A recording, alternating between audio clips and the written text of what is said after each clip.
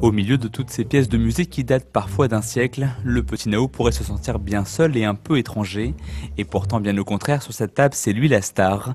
Un robot humanoïde pas plus grand qu'un nouveau-né, mais à l'intelligence surdéveloppée. En clair, il suffit juste de lui montrer une image de l'objet pour qu'il le retrouve et affiche sa carte d'identité. Il y a une caméra qui se trouve au milieu du front du Nao et qui récupère une image, donc ce qui est en face du Nao. Lorsque je montre un objet et que je lui dis ceci est un objet, le Nao va catégoriser tous les points qui sont dans la scène. Donc évidemment, il y aura d'une part des points sur l'objet et d'autre part des points sur le fond. Souhaitez-vous me montrer l'image d'un des objets exposés? Trait d'union entre le passé et le futur, entre la mémoire et sa conservation. Le prototype conçu en laboratoire pourrait bientôt s'inviter dans le quotidien. Et c'est tout sauf de la science-fiction.